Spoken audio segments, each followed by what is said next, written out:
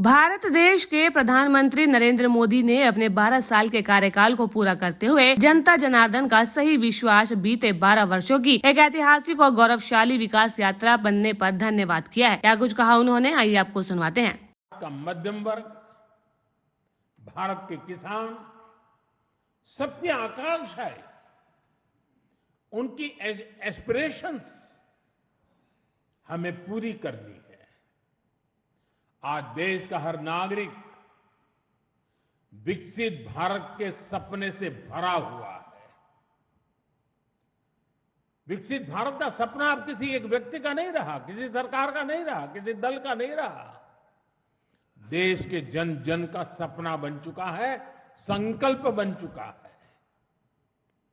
और इस सपने की पूर्ति के लिए हमें अपना हर पल समर्पित करना है। साथियों, एनडीए के 12 वर्षों की एक बड़ी सफलता ये भी है कि देश कांग्रेस के कुचक्र से आजाद हुआ है। कांग्रेस ने देश को लाचारगी, बेचारगी और हीन भावना के गर्त में गिरा दिया था। देश को यही एहसास कराया जाता था कि भारत में विकास धीरे धीरे ही होता है, भारत में तेज विकास संभव ही नहीं है। और बड़ी ही चतुराई से इस धीमी विकास को एक नाम दिया था, हिंदू ग्रोथ रेट। यानी कार्यशैली कांग्रेस की, दायित्व कांग्रेस का, विफलता कांग्रेस की, लेकिन कलंक देश की बड़ी हिंदू आबादी के नाम लगाया गया।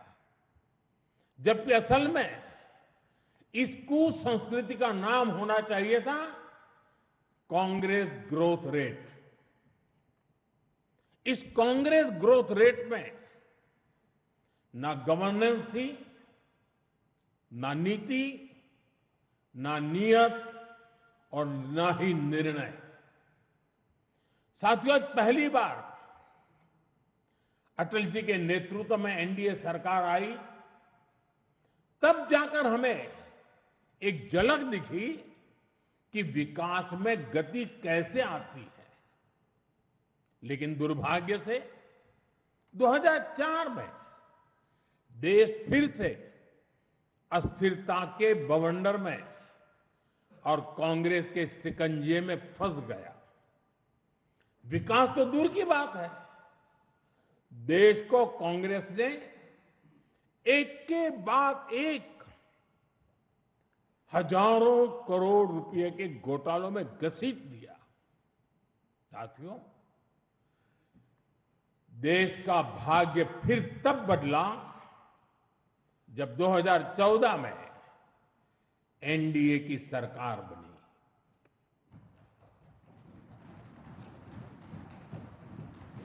देश ने देखा कि जब नियत, नीति और निर्णय तीनों एक साथ काम करते हैं तो विकास की गति कैसी होती है। देश ने देखा कि जो काम दशकों में होते थे, वो काम महीनों में होने लगे। 2014 में 74 एयरपोर्ट से 2026 में 160 से अधिक एयरपोर्ट तक, 2014 में 1000 किलोमीटर एक्सप्रेसवे से 2026 में 6700 किलोमीटर एक्सप्रेसवे तक, 2014 में सिर्फ 5 शहरों में मेट्रो से 2026 में 20 से ज्यादा शहरों में मेट्रो तक, 2014 में 700 करोड़ रुपए डिफेंस एक्सपोर्ट से 2026 में 23,000 करोड़ रुपए के डिफेंस एक्सपोर्ट तक। देश ने बहुत लंबी यात्रा तय की है।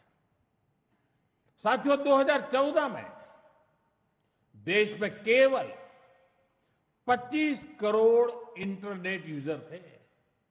आज 100 करोड़ से अधिक यूजर इंटरनेट से जुड़े हैं। 2014 में डिजिटल पेमेंट्स ना के बराबर थे। आज भारत डिजिटल ट्रांजैक्शन में नंबर 1 देश है। 2014 में भारत अपनी जरूरत का ज्यादातर मोबाइल बाहर से मंगाता था। आज भारत 33 करोड़ से अधिक मोबाइल हैंडसेट खुद बनाता है। 2014 में सोलर क्षमता केवल 2.5 गीगावाट थी। आज यह 150 गीगावाट से अधिक है।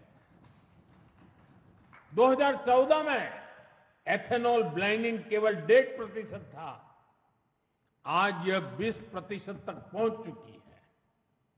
2014 में देश की एक भी सेमीकंडक्टर यूनिट नहीं थी।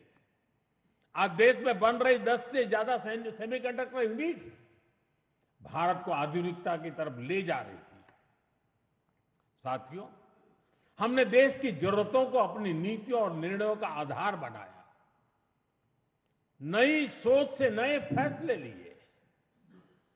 हमने युवाओं के लिए स्किल डेवलपमेंट मिनिस्ट्री बनाई। सहकारी क्षेत्र को मजबूती देने के लिए अलग कोऑपरेटिव मिनिस्ट्री बनाई। हमारे मछुआरे भाई बहनों के लिए अलग फिशरीज मिनिस्ट्री बनाई। हमारा फोकस क्लियर था, विकास की इस दौड़ में कोई पीछे न छूटे। साथियों, हमने दिव्यांगजनों के लिए कानून बनाया। आदिवासियों के लिए जनमन जैसी योजनाएं शुरू की। पशुपालकों और मछुआरों को पहले किसान क्रेडिट कार्ड का लाभ नहीं मिलता था। हमने उन्हें भी इस सुविधा से जोड़ा। और इतना ही नहीं, हमारी सरकार ने रेहड़ी पटरी वालों को भी स्वनिधि क्रेडिट कार्ड की सुविधा दी। साथियों, सवाल यह है कि अगर 12 साल में इतना कुछ हो सकता है तो फिर दशकों तक क्यों नहीं हुआ? ये कांग्रेस ग्रोथ रेट और एनडीए ग्रोथ रेट का अंतर है। एक व्यवस्था लोगों को इंतजार कराती थी। आज की व्यवस्था परिणाम दिखाती है। एक व्यवस्था काम अटकाती भटकाती थी। आज की व्यवस्था कहती है काम अभी होगा, समय पर होगा और बड़े पैमाने पर होगा। और इसलिए साथियों, 2014 से 2026 की कहानी केवल आंकड़ों की कहानी नहीं है। यह उस भारत की कहानी है जिसने पहली बार अपनी पूरी क्षमता के साथ दौड़ना शुरू किया है। वो भारत जो बड़े लक्ष्य तय कर रहा है और इन लक्ष्यों की प्राप्ति के लिए जी तोड़ मेहनत कर रहा है। साथियों, एनडीए के 12 वर्षों की उपलब्धियों की एक और विशेषता है। हमें ये उपलब्धियां वैश्विक अस्थिरता और अशांति के दौर में हासिल हुई है। एक स्थिर सरकार होने का लाभ क्या होता है?